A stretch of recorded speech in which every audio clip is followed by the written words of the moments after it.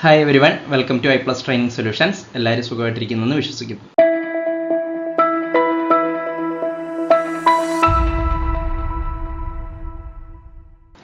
Okay, നമ്മൾ sociology June സെഷനിലെ അല്ലെങ്കിൽ June സൈക്കിളിലെ ക്വസ്റ്റ്യൻസ് ആണ് ഇപ്പോൾ ഡിസ്കസ് ചെയ്യുന്നത്. ഏകദേശം നമ്മളൊരു 30 ക്വസ്റ്റ്യൻസ് ഓൾറെഡി 10 വീതമുള്ള സെക്ഷൻസ് ആയിട്ട് നമ്മൾ ഓൾറെഡി കവർ ചെയ്തു. അതിൻ്റെ ബാലൻസ് ആയിട്ട് നമുക്ക് നോക്കാം. ഓക്കെ, അപ്പം നമുക്ക് ഒരു 31st ക്വസ്റ്റ്യൻ ആയിട്ട് നോക്കാം. ഓക്കെ, 31st ക്വസ്റ്റ്യൻ ഇവിടെ 81 എന്നാണ് കിടക്കുന്നത്. അത് നമ്മൾ ആ നെറ്റിൻ്റെ ആ ഓർഡറിൽ തന്നെയാണ്. ആദ്യത്തെ 50 ക്വസ്റ്റ്യൻസ് ഏതാണ്? പേപ്പർ 1 ആണ്. പിന്നീടുള്ള 51th ക്വസ്റ്റ്യൻ തൊട്ടാണ് നമ്മളുടെ പേപ്പർ 2 ആയിട്ടുള്ള സോഷ്യോളജി വരുന്നത്. ഓക്കെ, അപ്പോൾ 81th question: Which Indian sociologist critiqued the Eurocentric form of sociology and argued for indigenous sociology and based his arguments on universal humanism? അപ്പോൾ ചോദ്യം ഒന്നും കൂടെ പറയാം. വിച്ച് ഇന്ത്യൻ സോഷ്യോളജിസ്റ്റ്, ഏത് ഇന്ത്യൻ സോഷ്യോളജിസ്റ്റ് ആണ് യൂറോസെൻട്രിക് ഫോം ഓഫ് സോഷ്യോളജിയെ criticise ചെയ്തത്? Okay, ഏത് ഇന്ത്യൻ സോഷ്യോളജിസ്റ്റ് ആണ് Eurocentric form of sociology criticise ചെയ്തത്? അത് മാത്രമല്ല, and argued for indigenous sociology and based his arguments on universal humanism. Indigenous സോഷ്യോളജിക്ക് വേണ്ടി ആർഗ്യൂ ചെയ്ത, അല്ല ഏതിൽ ബേസ് ചെയ്തുകൊണ്ട്? യൂണിവേഴ്സൽ ഹ്യൂമനിസത്തിൽ ബേസ് ചെയ്തുകൊണ്ട് ഇൻഡിജീനിയസ് സോഷ്യോളജിക്ക് വേണ്ടി ആർഗ്യൂ ചെയ്ത, യൂറോസെൻട്രിക് ഫോം ഓഫ് സോഷ്യോളജിയെ ക്രിട്ടിസൈസ് ചെയ്ത അല്ലെങ്കിൽ ക്രിട്ടിക്ക് ചെയ്ത ഇന്ത്യൻ സോഷ്യോളജിസ്റ്റ് ആരാണ്? അപ്പം നമുക്ക് 4 ഓപ്ഷൻസ് ഉണ്ട്: AR Desai, RK Mukherjee, DP Mukherjee, DN Majumdar. അപ്പം ആരാണ് ഈ 4 സോഷ്യോളജിസ്റ്റിൽ ആരാണ് യൂറോസെൻട്രിക് ഫോം ഓഫ് സോഷ്യോളജിയെ ക്രിട്ടിസൈസ് ചെയ്തത്? ഓപ്ഷൻ 2, RK മുഖർജി ആണ് ആ ഒരു സോഷ്യോളജിസ്റ്റ്. അപ്പോൾ RK മുഖർജി എന്ന് കേൾക്കുമ്പോൾ തന്നെ യൂറോസെൻട്രിക് ഫോം ഓഫ് സോഷ്യോളജിയെ എതിർത്ത ഒരു ഇന്ത്യൻ സോഷ്യോളജിസ്റ്റ് ആണ്. അതുപോലെ ഇൻഡിജിനിയസ് സോഷ്യോളജിയുമായിട്ട് നമുക്ക് റിലേറ്റ് ചെയ്ത് പറയാൻ പറ്റുന്ന സോഷ്യോളജിസ്റ്റ് ആണ് RK Mukherjee. Okay, so next question: Who among the following edited a monthly periodical titled The Indian Sociologist? അപ്പോൾ ഒരു monthly periodical title Indian sociologist എന്ന് പറയുന്ന മന്ത്ലി പീരിയോഡിക്കൽ ഇതിൽ ആരാണ് എഡിറ്റ് ചെയ്തത്? Who amongst the following edited a monthly periodical titled The Indian Sociologist? പീരിയോഡിക്കലിന്റെ പേരെന്താണ്? The Indian sociologist. The Indian sociologist ആരുമായിട്ട് റിലേറ്റ് ചെയ്യുന്നതാണ്? ഓക്കെ, നോക്ക് ഓപ്ഷൻസ്. ഗുരിയുണ്ട്, ഐരാവതി കർവെയുണ്ട്, DP മുഖർജി, ശ്യാമാജി കൃഷ്ണവർമ്മ. ശ്യാമാജി കൃഷ്ണവർമ്മയാണ് അതിൻ്റെ answer. Okay, option 4 Shyamaji Krishnavarma. So next ക്വസ്റ്റ്യനിലോട്ട് പോവാം. സോ നെക്സ്റ്റ് ക്വസ്റ്റ്യൻ എന്ന് പറയുന്നത് ഒരു മാച്ച് ദ ഫോളോയിങ് ആണ്. നമുക്ക് ലിസ്റ്റ് 1 ആയിട്ട് എന്തുണ്ട്? Indian national committee for space research, Indian space research organisation, അതായത് കുറച്ച് സ്പേസ് ഏജൻസീസ് അല്ലെങ്കിൽ പ്രോഗ്രാംസ് ഉണ്ട്. ലിസ്റ്റ് 2 അതിൻ്റെ എന്തുണ്ട്? ഇയർ ഓഫ് സ്റ്റാർട്ട് അല്ലെങ്കിൽ ബിഗിനിങ്. ഓക്കെ, അത് നമുക്ക് നോക്കാം. ഇതൊക്കെ മറ്റ് സയൻസ് ആൻഡ് ടെക്നോളജിയിൽ ചോദിക്കാവുന്ന ചോദ്യങ്ങളാണ്. ഓക്കെ, അതുമായിട്ട് ബന്ധപ്പെട്ടുള്ള കാര്യങ്ങളാണ്. സോ നമുക്ക് അറിയേണ്ടതായിട്ടുള്ള കുറച്ച് കാര്യങ്ങളുണ്ട്. അതിൽ മെയിനായിട്ട് ISRO, അതായത് ഇന്ത്യൻ സ്പേസ് റിസർച്ച് ഓർഗനൈസേഷൻ സ്ഥാപിച്ചത് അല്ലെങ്കിൽ അത് വന്നത് 1969 ആണ്. അത് വളരെ ഇമ്പോർട്ടൻ്റ് ആയിട്ടുള്ള ഒരു ജനറൽ നോളജും കൂടാണ്. അത് നിങ്ങൾ അറിഞ്ഞിരിക്കുക. Okay, ISRO 1969. അപ്പോൾ നമുക്ക് ഒരു ഓപ്ഷൻ കിട്ടി. അത് അങ്ങനെ തന്നെ പഠിച്ചു വയ്ക്കുക. ISRO എന്ന് പറയുന്നത് 1969 ISRO നിലവിൽ വരുന്നത്. പിന്നെ നമുക്കിതിൽ എന്തിനെ എടുക്കാം? ചന്ദ്രയാൻ 3 എന്നാണ് വരുന്നത്. നമുക്കറിയാം, റീസെൻ്റ് ആയിട്ടാണ് 2023. അപ്പോൾ ഇതിൽ നടന്ന ലാസ്റ്റ് ഇവൻ്റ് എന്ന് പറയുന്നത് ചന്ദ്രയാൻ 3 ആണ്, 2023. ഓക്കെ, അപ്പോൾ ISRO 1969, ചന്ദ്രയാൻ 3 2023. ഇനി വരുന്നതാണ് Indian national committee for space research. Indian national committee for space research, ഇതാണ് ആദ്യം വരുന്നത് 1962. അതാണ് ഈ Indian national committee for space research ആണ് പിന്നീട് എന്തായിട്ട് മാറുന്നത്? ISRO ആയിട്ട് മാറുന്നത്. 69 അത് ISRO ആയിട്ട് മാറും. അതിനുശേഷമാണ് നമുക്ക് സ്പേസ് ഡിപ്പാർട്ട്മെന്റ് നമുക്ക് കിട്ടുന്നത്. സ്പേസ് ഡിപ്പാർട്ട്മെന്റ് എന്നാണ് 1972 ഡിപ്പാർട്ട്മെന്റ് ഓഫ് സ്പേസ്. അപ്പോൾ തന്നെ നമുക്ക് ഓപ്ഷൻ കിട്ടുകയെ. അപ്പോൾ A3, B1, C4, D2.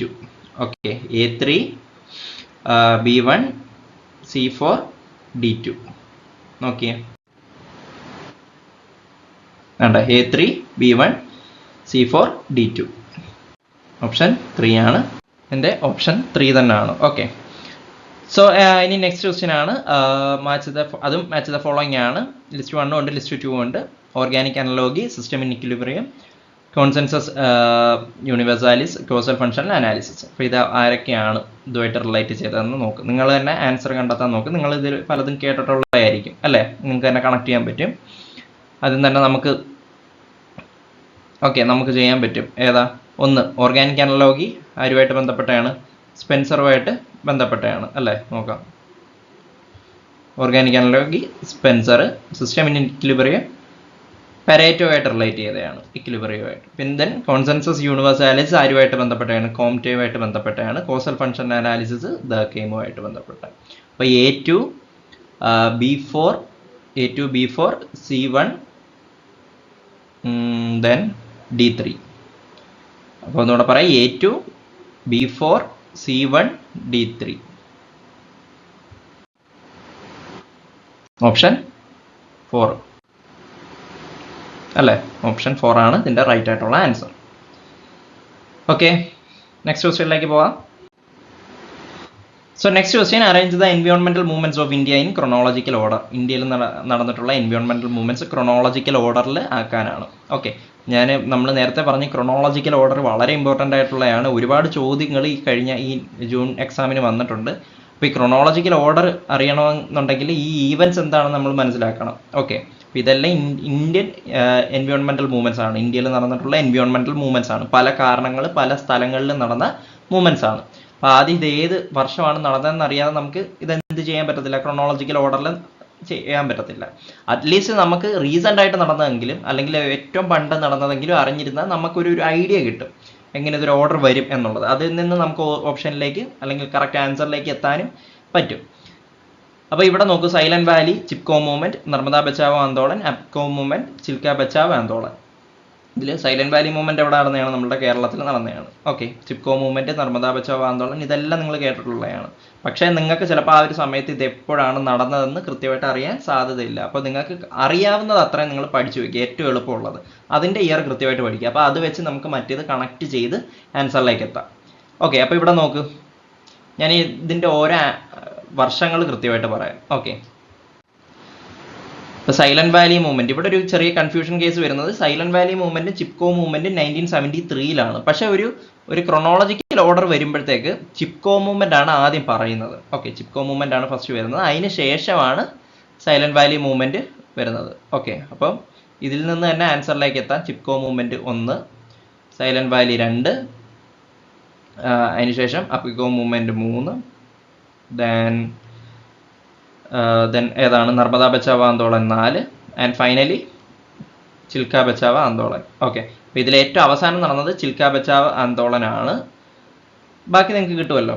അപ്പോൾ ചിപ്കോ മൂവ്മെന്റും സൈലന്റ് വാലി മൂവ്മെന്റും 1973. അതിൽ ആദ്യം ഈ ഓർഡറിൽ തന്നെ നിങ്ങൾ നോക്കിക്കോ, Chipko movement, Silent Valley movement, then Appiko movement, Narmada Bachao Andolan, and finally Chilika Bachao Andolan. Okay, അപ്പോൾ ഈ ഒരു ഓപ്ഷൻ നോക്ക്, എങ്ങനെ ആയിരിക്കും അപ്പോൾ ഓപ്ഷൻ വരുന്നത്?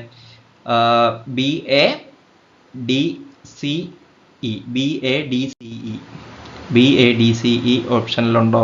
ഉണ്ട്. ഓപ്ഷൻ 4 ആണ് ഇതിൻ്റെ റൈറ്റ് ആയിട്ടുള്ള ആൻസർ. ഓക്കെ, നിങ്ങൾ ആ ഇയർ ഞാൻ നേരത്തെ പറഞ്ഞ തൊട്ട് കണക്ട് ചെയ്യാൻ പറ്റുന്ന ഇയറുകളൊക്കെ നിങ്ങൾ കണക്ട് ചെയ്ത് വെച്ചേക്കുക. ഓക്കെ, നമ്മുടെ സൈലന്റ് വാലിയൊക്കെ ഇമ്പോർട്ടൻ്റ് ആണ്, അതൊക്കെ നിങ്ങൾ ഓർത്ത് വെച്ചേക്കുക. ഓക്കെ, നമുക്ക് നെക്സ്റ്റ് ക്വസ്റ്റ്യനിലേക്ക് പോകാം. According to Trochim and Donnelly, what is a chronological sequence of alternative criteria for judging qualitative research? നമ്മളൊരു കൃത്യമായിട്ടുള്ളൊരു ക്വാളിറ്റേറ്റീവ് റിസർച്ചിനെ ജഡ്ജ് ചെയ്യുന്ന ആ ഒരു സീക്വൻസ്, അല്ലെങ്കിൽ അതിൻ്റെ ഒരു എന്താ ട്രസ്റ്റ് വേർത്തിനെസ്, അതിൻ്റെ ഒരു വിശ്വാസ്യത, ഒരു ക്വാളിറ്റേറ്റീവ് റിസർച്ചിന് എത്രത്തോളം ക്വാളിറ്റി ഉണ്ട് എന്ന് നമ്മൾ ചെക്ക് ചെയ്യുന്നൊരു ഒരു അറേഞ്ച്മെൻ്റ് ഉണ്ട്, ഒരു എന്താ പറയുന്നത്, ഒരു ക്രോണോളജിക്കൽ സീക്വൻസ് ഉണ്ട്. അതെന്താണെന്നാണ് ചോദിക്കുന്നത്. കൺഫേമബിലിറ്റി, ക്രെഡിബിലിറ്റി, ഡിപ്പെൻഡബിലിറ്റി, ട്രാൻസ്ഫറബിലിറ്റി. ഇതിലെങ്ങനെയാണ് ആ ഒരു ഓപ്ഷൻസ് വരുന്നത്? ഓക്കെ, ഇതിൽ വരുന്നതെന്ന് വെച്ച് കഴിഞ്ഞാൽ ആ ഒരു കൃത്യമായ ഓർഡർ എന്ന് പറയുന്നത് ആദ്യം ക്രെഡിബിലിറ്റി ആണ് ഫസ്റ്റ് വരുന്നത്. ക്രെഡിബിലിറ്റി എന്താണെന്ന് ചോദിച്ചു കഴിഞ്ഞാൽ, നമ്മൾ ഈ നടത്തുന്ന ഈ ഒരു ക്വാളിറ്റേറ്റീവ് റിസർച്ച് അല്ലേ, നമുക്ക് 2 ടൈപ്സ് ഓഫ് റിസർച്ച് ഉണ്ട്, ക്വാണ്ടിറ്റേറ്റീവ് റിസർച്ച് ഉണ്ട്, ക്വാളിറ്റേറ്റീവ് റിസർച്ച് ഉണ്ട്. അതിൽ ഈ ക്വാളിറ്റേറ്റീവ് റിസർച്ച് നമ്മൾ നടത്തിയ ഫൈൻഡിങ്സ് ഒക്കെ ബിലീവബിൾ ആയിട്ടുള്ളതാണോ? ഓക്കെ, കൃത്യമായിട്ട് ഈ പറയുന്ന പാർട്ടിസിപ്പൻസിൻ്റെ ഒബ്സർവേഷൻ അത് എന്ത് ചെയ്യുന്നുണ്ടോ, അത് റെപ്രസെൻറ്റ് ചെയ്യുന്നുണ്ടോ എന്നുള്ളൊരു കാര്യമൊക്കെ അതിൻ്റെ എത്രത്തോളം ക്രെഡിബിൾ ആണെന്നുള്ളത്. ഓക്കെ, സെക്കൻഡ് വരുന്നതാണ് ട്രാൻസ്ഫറബിലിറ്റി. ഈ പറയുന്ന ഈ ഒരു ക്വാളിറ്റേറ്റീവ് റിസർച്ച്, നമ്മൾ നടത്തിയ ഒരു ക്വാളിറ്റേറ്റീവ് റിസർച്ച് ട്രാൻസ്ഫറബിൾ ആണോ, അതായത് സിമിലർ കണ്ടക്സ്റ്റിൽ നമുക്കിത് പിന്നീടും അപ്ലൈ ചെയ്യാൻ പറ്റുമോ എന്നുള്ളൊരു കാര്യമാണ് ട്രാൻസ്ഫറബിലിറ്റി. ഓക്കെ, അപ്പോൾ ക്രെഡിബിലിറ്റി, ട്രാൻസ്ഫറബിലിറ്റി. ഈ ക്രെഡിബിലിറ്റിക്ക് അതായത് നമ്മൾ ഇന്റേണൽ വാലിഡേഷൻ എന്ന് പറയും, ഇന്റേണൽ വാലിഡിറ്റി എന്ന് പറയും. ഓക്കെ, ഇന്റേണൽ വാലിഡിറ്റിയുടെ മറ്റൊരു പേരാണ് ക്രെഡിബിലിറ്റി. ട്രാൻസ്ഫറബിലിറ്റി എന്ന് പറയുന്നത് എക്സ്റ്റേണൽ വാലിഡിറ്റി. ഓക്കെ, ഇത് ഇന്റേണൽ വാലിഡിറ്റി, ഇത് എക്സ്റ്റേണൽ വാലിഡിറ്റി, അതിൻ്റെ മറ്റൊരു പേരാണ്. ഇനി അടുത്ത് വരുന്നതാണ് ഡിപ്പെൻഡബിലിറ്റി. ഡിപ്പെൻഡബിലിറ്റി എന്ന് പറയുന്നത് മൂന്നാണ്. ഡിപ്പെൻഡബിലിറ്റി എന്ന് പറയുന്നത് ഇത് എത്രത്തോളം റിലയബിൾ ആണ് എന്നുള്ളൊരു കാര്യം. ഓക്കെ, എത്രത്തോളം കൺസിസ്റ്റൻ്റ് ആയിട്ട് നിൽക്കുന്നുണ്ട് ഈ ഒരു സ്റ്റഡി എന്നുള്ളതാണ് ഡിപ്പെൻഡബിലിറ്റി. ഓക്കെ, ആൻഡ് ഫൈനലി വരുന്നതാണ് കൺഫേമബിലിറ്റി. കൺഫേമബിലിറ്റി എന്ന് പറയുന്നത് വളരെ ചുരുക്കി പറഞ്ഞു കഴിഞ്ഞാൽ ഒബ്ജക്റ്റിവിറ്റിയാണ് ഇതിൻ്റെ. അതായത് നമ്മുടെ സ്റ്റഡി എത്രത്തോളം ബയാസ്ഡ് അല്ല, കൃത്യമായ നമ്മുടെ ഫൈൻഡിങ്സ് തന്നെയാണ് ഇതെന്നുള്ളതാണ് കൺഫേമബിലിറ്റി. അത് ഏറ്റവും ലാസ്റ്റ് വരുന്നതാണ്. അപ്പോൾ ക്രെഡിബിലിറ്റി, അതായത് internal validity, transferability, external validity, dependability, reliability, പിന്നെ കൺഫേമബിലിറ്റി അതായത് ഒബ്ജക്റ്റിവിറ്റി.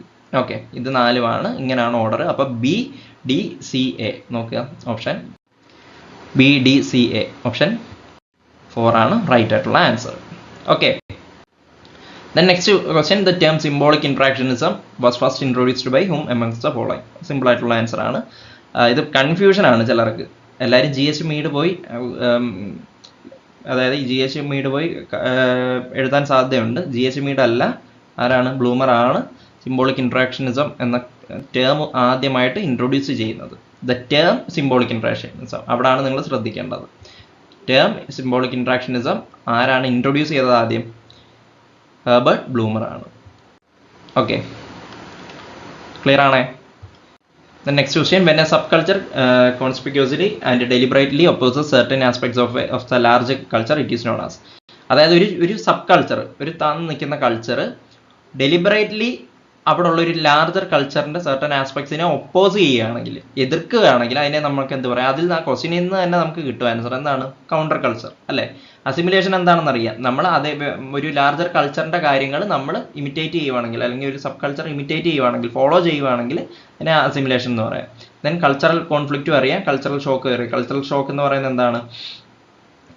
അതായത് ഒരു തരത്തിലും പരിചയമില്ലാത്ത, വളരെ അൺഫെമിലിയർ ആയിട്ടുള്ള ഒരു സറൗണ്ടിങ്ങിലോട്ട്, ഒരു കൾച്ചറിലേക്ക് പുതിയ കുറച്ച് ആളുകളെ കൊണ്ടുവരുമ്പോൾ അവർക്കുണ്ടാകുന്ന ഒരു ഒന്നും ചെയ്യാനില്ലാത്തൊരു അവസ്ഥയാണ്. അതിനെയാണ് നമ്മൾ കൾച്ചറൽ ഷോക്ക് എന്ന് പറയുന്നത്. ഇപ്പോൾ ഇവിടുത്തെ ആൻസർ ഏതാണ്? Counter culture. Okay, then next match the following ആണ്. മാക്സ് മുള്ളർ, മോർഗൻ ലെവിസേജ്, കെയ്ൻ PV, എമിൽ ദർക്കെയിം. ഇപ്പോൾ ഇതിൽ നിന്ന് തന്നെ ആദ്യം തന്നെ നമുക്ക് കിട്ടും ഏതാണ്? എമിൽ ദർക്കെയിം ഏതാണ്? Elementary forms of religious life ആണ്. ദെൻ അതുപോലെ തന്നെ മാക്സ് മുള്ളർ ഏതാണ്? Origin and growth of religion. ഇത് രണ്ടും കിട്ടും അല്ലേ? AC ഇവിടെ 3 എന്ന് എഴുതിയിട്ടില്ല. A3D2 ഉള്ളത് ഏതാണ്? A3D2 അല്ലേ? ഓപ്ഷൻ 2 ആയിരിക്കും ആണ് ഇതിൻ്റെ ആൻസർ. A3D2B4.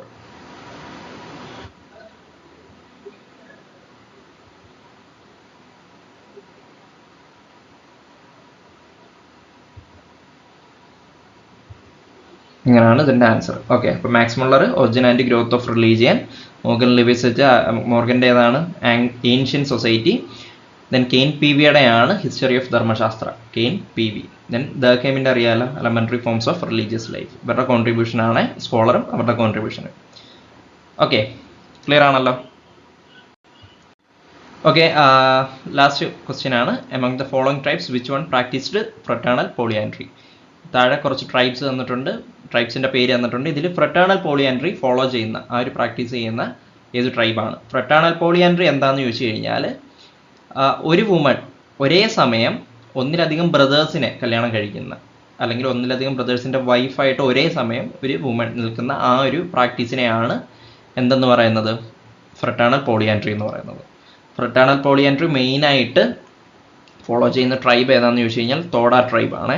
തോഡ ട്രൈബാണ് fraternal polyandry. അപ്പോൾ അത് ഓർത്തോണം.